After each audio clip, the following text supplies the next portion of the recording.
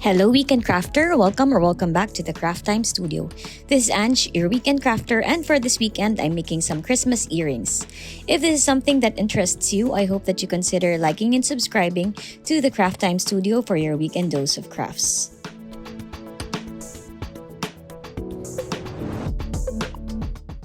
I use a glass mat and so I clean it by spritzing it with some alcohol and wiping it down.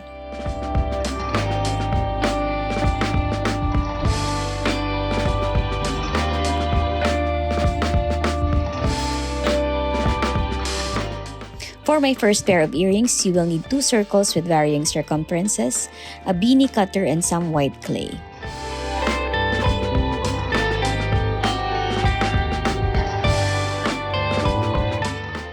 Flatten the white clay into the number 3 setting onto your roller. Then texture it with some medium grit sandpaper.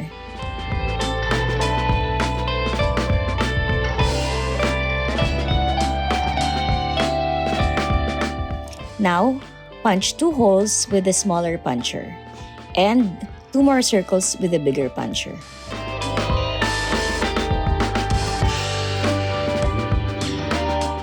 Get some liquid clay and place a bit of it on top of the bigger clay.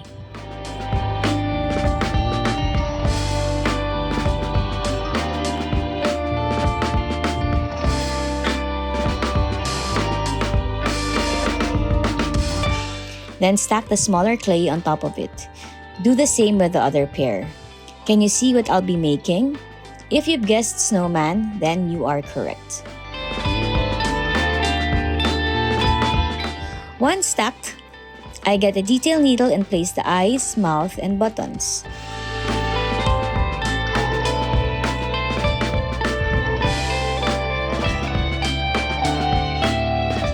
Then I roll out some black clay into a thin log and cut into small pieces.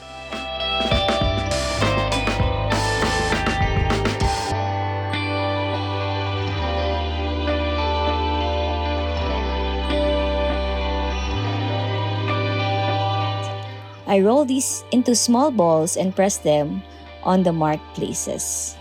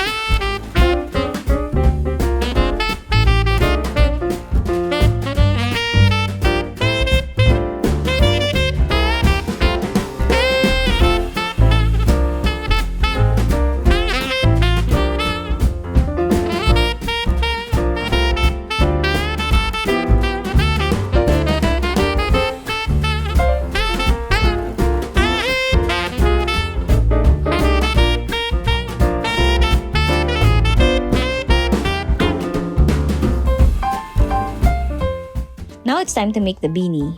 I get some red clay and press the cutter down.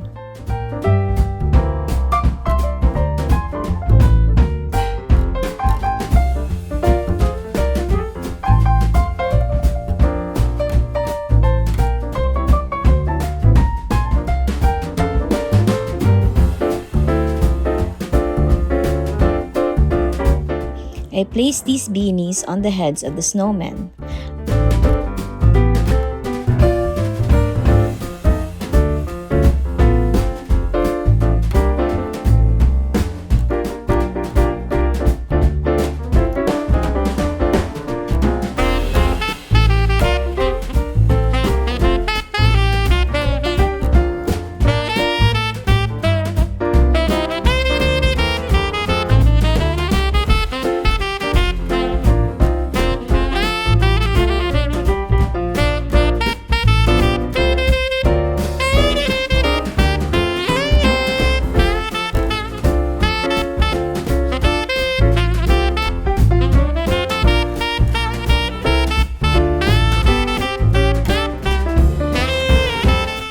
Then I add white balls of clay on top of the beanie.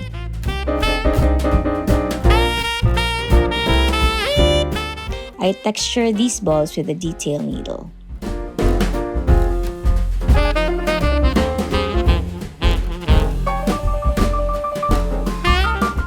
Then, I get some orange clay and roll it to a pointed end. This will become the carrot nose of my snowman.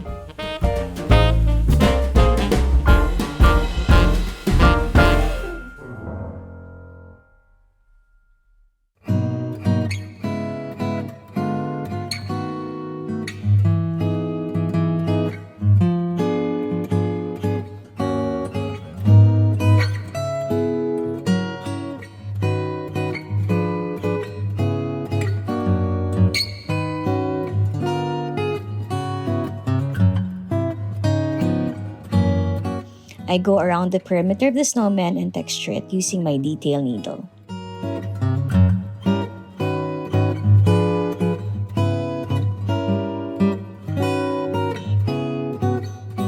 Now let's make the scarf. Get some red clay and roll it into the number 6 setting onto your roller.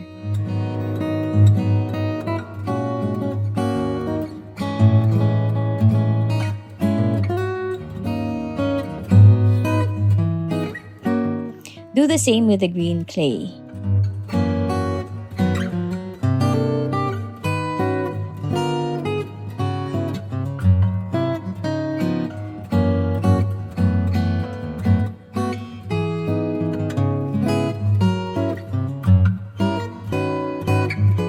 Then cut them into strips.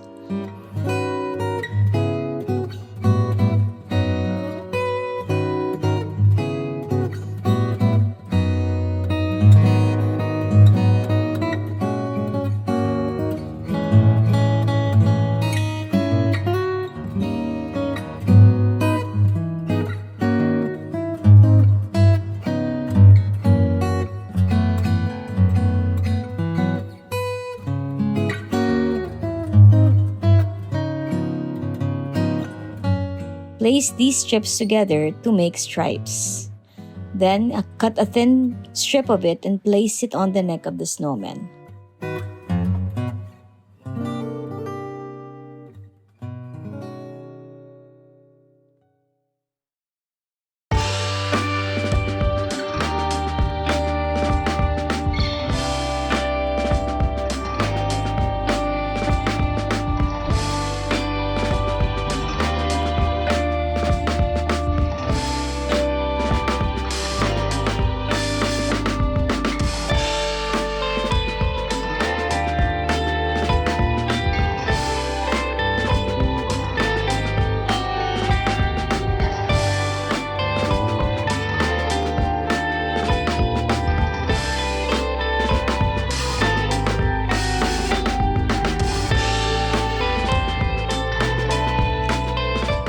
For the next pair, let's do something easy and cute. You will need a silicone mold of a mitten. Press some white clay onto the mold.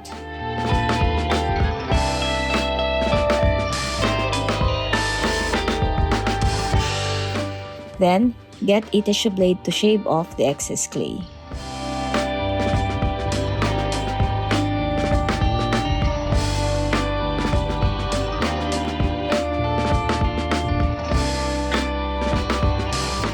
Push out the glove. In this instance, you will only use the top part of it, so I will cut out the bottom using a blade.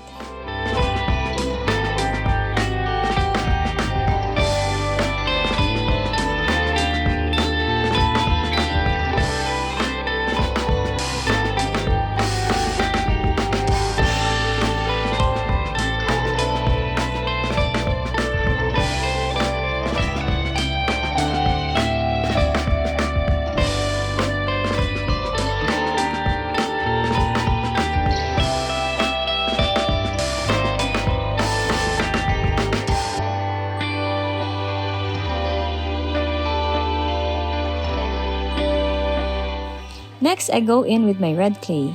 I push that into the mold and shave off the excess.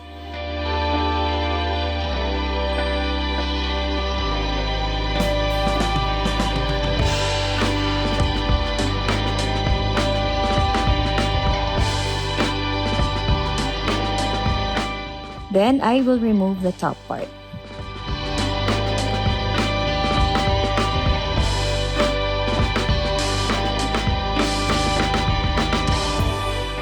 I attached the white clay to the red clay using liquid clay.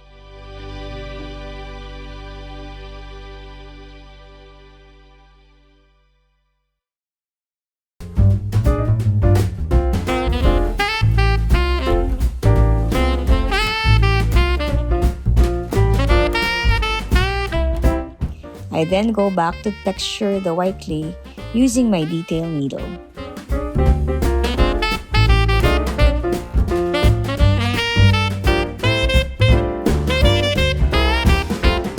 Finally, I punch holes for where my jump rings will go.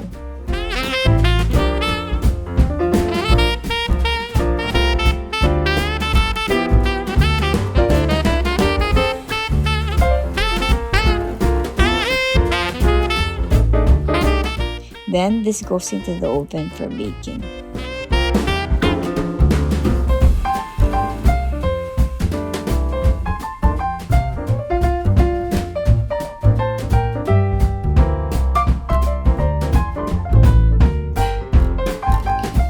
For the final pair of earrings, I'm going to make a cup of hot chocolate. I love drinking this for the holidays, so I thought it would be a perfect make. Punch the cup shape into the flattened clay.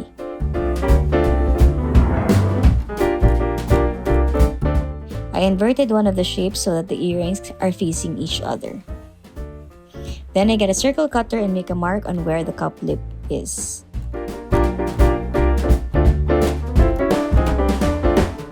I also cut out the handles.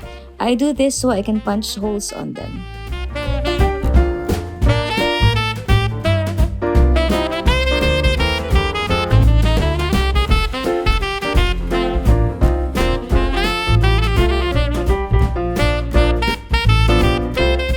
Then I attached them back to the cup using liquid clay.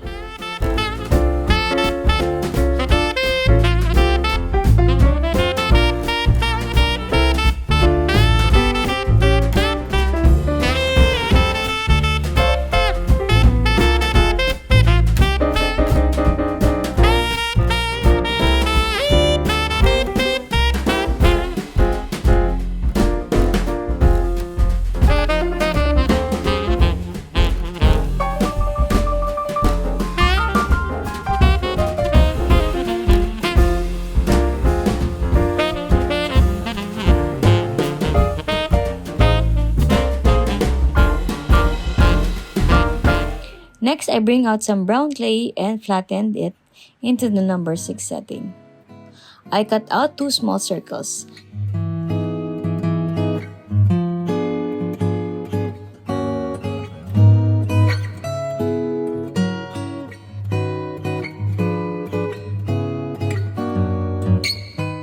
Then I dust them with some mica to give it a little bit of shine.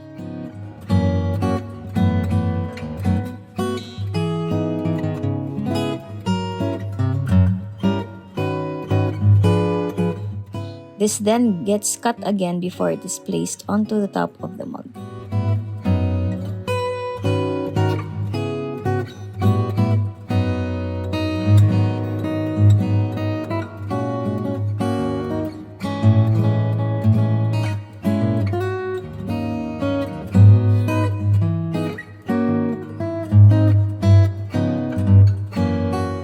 For the final touch, I get out my silicone molds of snowflakes and place them onto the clay.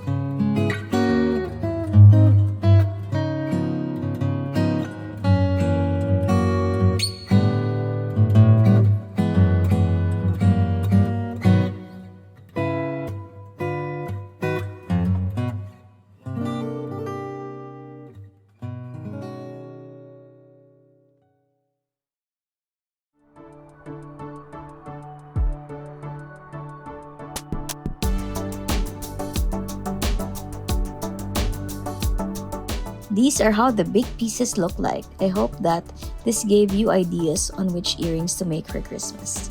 Have a crafty weekend. Bye!